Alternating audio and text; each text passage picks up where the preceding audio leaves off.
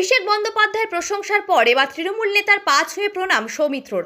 নিছকই সৌজন্যতা নাকি অন্য ইঙ্গিত? ভোটে জয়লাভের পরই অভিষেক বন্দ্যোপাধ্যায়ের প্রশংসা শোনা গিয়েছিল বিষ্ণুপুরের বিজেপি সাংসদ সৌমিত্র খাঁর গলায়। এবার প্রকাশ্য রাস্তায় এক প্রভাবশালী তৃণমূল নেতার পা ছুঁয়ে প্রণাম করতে দেখা গেল সৌমিত্র খাঁকে। সৌমিত্র খাঁর একের পর এক এই আচরণ কি নতুন কিছুর ইঙ্গিত দিচ্ছে? গতকালের পর থেকে রাজনৈতিক মহলে শুরু হয়েছে নতুন করে জল্পনা। সৌমিত্র নিজে বিষয়টিকে নিছক সৌজন্যতা বলে দাবি করলেও তৃণমূল নেতৃত্বের বক্তব্য উস্কে দিয়েছে রাজনৈতিক মহলের জল্পনা কি। হাঁটতে হাঁটতে দেখলাম তৃণমূল নেতা ভবতারণ চক্রবর্তীর সঙ্গে সৌজন্য সাক্ষাৎ করলেন এবং প্রণাম করলেন, কি বলবেন? দেখুন, একটা কথা তো আমি আবার বলছি বারবার করে, বিষ্ণুপুরের ব্লক সভাপতিকে প্রণাম করেছি, আমার অনেক সিনিয়র লিডার তৃণমূল তাদেরকে প্রণাম করেছি। এই রাজনৈতিক দল আলাদা থাকতে পারে, কিন্তু সৌজন্যবোধ আমি স্বীকার করি। ওনার সঙ্গে একদিন রাজনীতি করেছি, উনি আমার সিনিয়র লিডার ছিলেন এবং বয়স্ক মানুষ, তাকে শ্রদ্ধা দেওয়াটা আমার কাজ, আমি সেই কাজটা করেছি। সৌমিত্র খাঁ আপনাকে প্রণাম করলো রতনপুর বাজারে, কি বলবেন? সৌমিত্র খাঁ একদিন আমাদের দলেরই একজন বড় কর্মী ছিল, সে আমাদের দলের সাংসদ ছিল 2014 সালে। তার সাথে দীর্ঘদিন রাজনীতি আমরা করেছি। আমি ওন্দা ব্লক তৃণমূল কংগ্রেসের সভাপতি ছিলাম, তার আগে জেলা কমিটির সদস্য ছিলাম, তার আগে রাজ্য কমিটির সদস্য ছিলাম। ওন্দা ব্লক বা বাঁকুড়া জেলায় তৃণমূল কংগ্রেসকে আমি গড়েছিলাম সমস্ত লোকের সহযোগিতায়। সেই সৌমিত্র খাঁ হঠাৎ করেই রতনপুর বাজারে আমার সাথে সাক্ষাৎ হয়। সে আমাকে সৌজন্যতা জানায়, আমিও সৌজন্যতা জানিয়েছি, তাকে প্রণাম করেছি, আমি তাকে আশীর্বাদ করেছি। এর সাথে রাজনীতির কোনো যোগ নেই, এটা হৃদয়তার ব্যাপার। এটা কি একটা সমীকরণ? সেটা এই মুহূর্তে বলা যায় না, তবে আগামী দিন বলবে কি জিনিস। উনি কি যোগদান করবে তৃণমূলে? সেটা এই মুহূর্তে জানা নেই, সেটা একটু অপেক্ষা করতে হবে, আর সময়ই সব বলবে। এটা কি সৌজন্য সাক্ষাৎ? এটা একদম একদম একদম সৌজন্য সাক্ষাৎ। বিষ্ণুপুরের সাংসদ সৌমিত্র খাঁ রতনপুরে যান এবং ভবতারণ চক্রবর্তী তৃণমূল নেতা এবং রতনপুর অঞ্চল পর্যবেক্ষক এবং প্রাক্তন ব্লক সভাপতি ওঁদার এবং রাজ্য কমিটির সদস্য, জেলা কমিটির মেম্বার ছিল, তাকে প্রণাম করেন, কি বলবেন? দেখুন, সৌমিত্র খাঁ অনেক রকম ভেলকিবাজি জানে।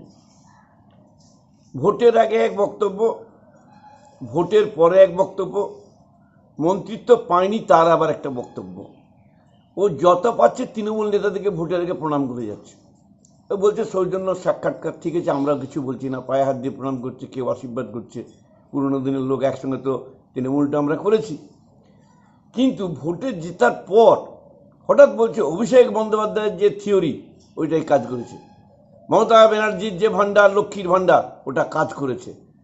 আমার যেটা মনে হচ্ছে, ব্যক্তিগত নামে আমি বলতে চাই না, সার্বিকভাবে বলছি, ওকে যেটুকু চিনি, কেন্দ্রে গিয়েছিল, মন্ত্রিত্ব পায়নি, না পাওয়ার যে জ্বালা, এসে তৃণমূলের সঙ্গে ঢলাঢলি। যদি ওকে মন্ত্রিত্ব দেওয়া হয়, এটা আমার ব্যক্তিগত মত, কিন্তু ওকে দেয়নি। সেই জন্য দেখবেন মানুষ কী ভাবছে, পশ্চিমবাংলার মানুষ ভাবছে এই বাবা জিতেই তাহলে তৃণমূলে যোগ দেবে। এই যে ওনার যে ভাইকে আমার প্রণাম করেছে, তারা কি তৃণমূলে যোগ দেবে? সুজাতা ভালো, সুজাতার দিন খারাপ ছিল, যেমনি ভোটে জিতেছে সুজাতা ভালো, আমরা খারাপ। এই যে ওর বক্তব্য বিভিন্ন টাইপের, ভোটের আগে একদম মমতাদি অভিষেক বন্দ্যোপাধ্যায় দলকে একবারে যৎপরাণী বাপান্ন করছিল, জাস্ট পাল্টানি সকাল থেকে রাত পর্যন্ত। এখন দেখা যাচ্ছে মন্ত্রিত্ব পায়নি বলে পাগলের মতন হয়ে গেছে, তাই তৃণমূলের সুনাম করছে। যাকেই দেখছে তাকেই প্রণাম, যাকেই বলছে হাতঝাড় করছে, যাকেই বলছে যে না দলটা ভালো, দলটা মুখ করেছে, তৃণমূল ফাইন কাজ করেছে, তৃণমূল মানুষের কথা ভাবে, অভিষেক বন্দ্যোপাধ্যায়ের জন্য জিতেছে, মমতা বন্দ্যোপাধ্যায় লড়াইয়ের জন্য জিতেছে। এবং ওদের বিজেপির 3-4 জন লিডারকে টার্গেট করে দিয়েছে, নামগুলোও সেটা আমরা দেখলাম, কয়েকজন দিলীপবাবু উনি বলছিলেন। তো এই সমস্ত ব্যাপার না বলাই ভালো, ব্যক্তিগত মতামত তো, ও মনের মতো রাজনীতি করছে, রাজনীতি করুক, আমাদের তো কোনো আপত্তি নাই। আর দলে ঢুকবে কি ঢুকবে না অনেক পাবলিক আমাদের জিজ্ঞাসা করে, সময় কথা বলবে। তৃণমূলে কি যোগদান করবে, কি মনে হচ্ছে? সেটা ধরুন, দল তো ডিসিশন নেয়, আমরা তো ডিসিশন নেওয়ার কেউ নই, সেটা দল ডিসিশন নেবে। ওর যা মতিগতি দেখছি, পাবলিক আমাদেরকেও জিজ্ঞাসা করছে কি হবে কি না হবে, দলের ব্যাপার ভাই। দল যদি নেয় আপনারা স্বাগত জানাবেন?